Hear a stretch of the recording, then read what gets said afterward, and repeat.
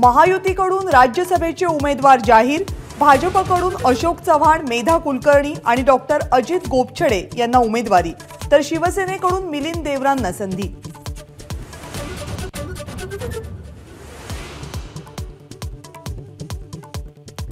राष्ट्रवादीकडून खासदार प्रफुल्ल पटेल यांना पुन्हा राज्यसभेची उमेदवारी। प्रफुल्ल पटेल सध्या राज्यसभेचे खासदार राजीनामा देऊन उद्या अर्ज भरणार।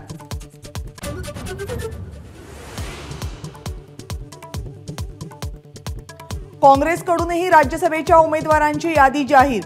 महाराष्ट्रातून चंद्रकांत खंडोरे राज्यसभेच्या रिंगणात।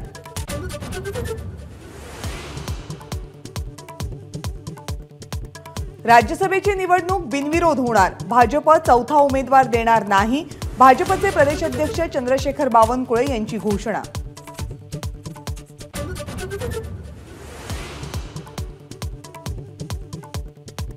आगामी निवडणुकीत शरद पवार गटाला पाडलंच पाहिजे, त्यासाठी काका का असं लिहून प्रचार करावा लागेल, तर सका पाटलांचा संदर्भ देत अजित पवारांची शरद पवारांवर टीका।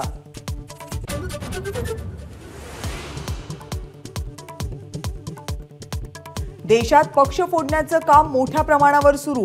फडणवीस आता फोडणीस झाले। नगरमधील भाषणात उद्धव ठाकरेंची फडणवीसांवर टीका।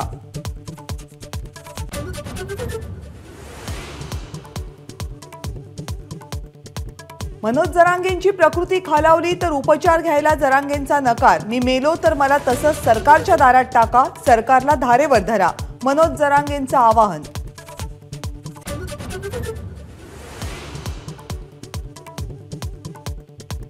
मराठा आरक्षणासाठी 20 फेब्रुवारीला विशेष अधिवेशन बोलावणार। मंत्रिमंडळाच्या बैठकीमध्ये होणार निर्णय।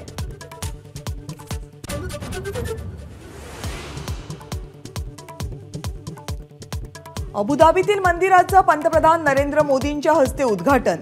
27 एकर जागेवर उभारलंय भव्य स्वामीनारायण मंदिर।